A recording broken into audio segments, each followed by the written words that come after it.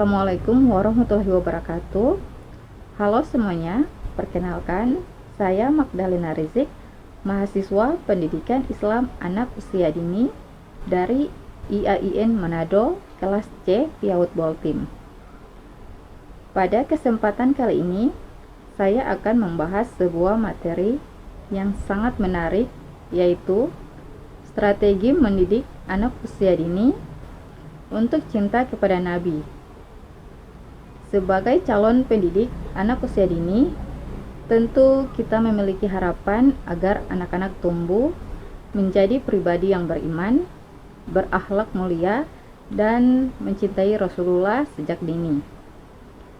Melalui video ini, saya akan berbagi beberapa strategi sederhana dan menyenangkan agar anak-anak dapat mengenal, meneladani, dan mencintai Nabi Muhammad Shallallahu Alaihi Wasallam dengan cara yang sesuai dengan dunia mereka. Sebelum kita mulai, marilah kita renungkan firman Allah Subhanahu wa Ta'ala dalam surat Al-Ahzab ayat 21 yang berbunyi, "Laqad kana lakum fi Rasulillahi uswatun hasanah." Artinya, sesungguhnya telah ada pada diri Rasulullah itu suri teladan yang baik bagimu.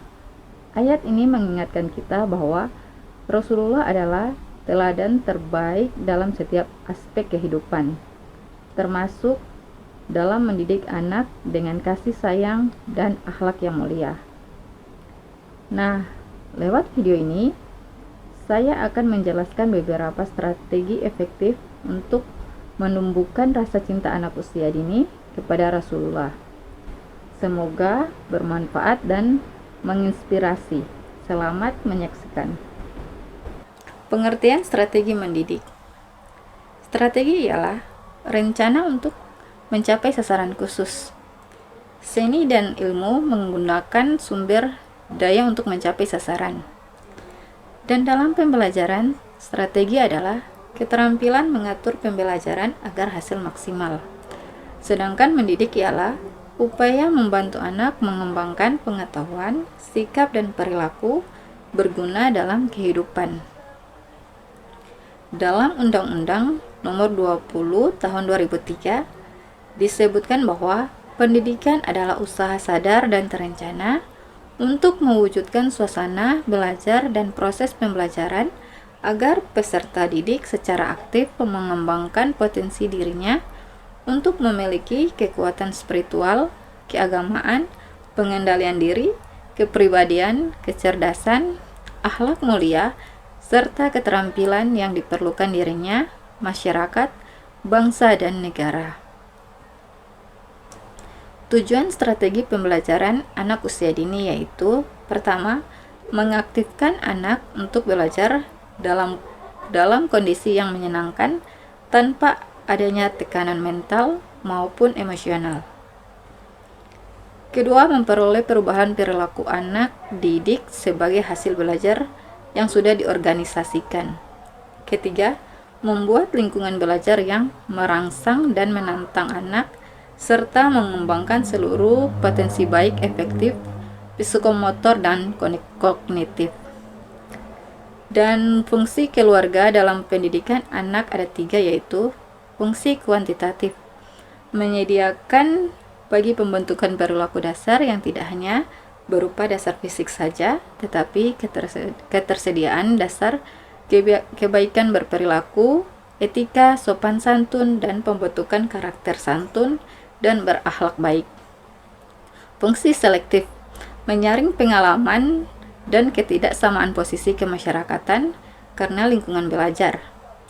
Pendidikan keluarga menjadi fungsi kontrol pengawasan terhadap diri anak akan berbagai informasi yang diterima.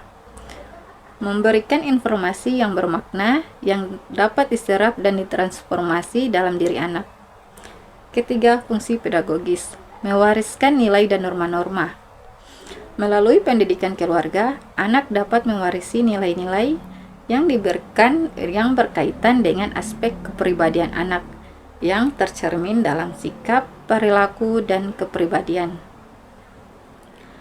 Anak usia dini. Anak usia dini ialah anak dalam rentan usia lahir hingga 6 tahun, seperti yang termuat dalam Peraturan Menteri Pendidikan dan Kebudayaan Permendikbud nomor 137 tahun 2014 tentang Standar Nasional Pendidikan Anak Usia Dini. Disebutkan bahwa pendidikan anak di usia dini adalah upaya pembinaan yang ditujukan kepada anak sejak lahir sampai usia 6 tahun yang dilakukan melalui pemberian rangsangan pendidikan untuk membantu pertumbuhan dan perkembangan jasmani dan rohani, agar anak memiliki kesiapan untuk memasuki pendidikan lebih lanjut.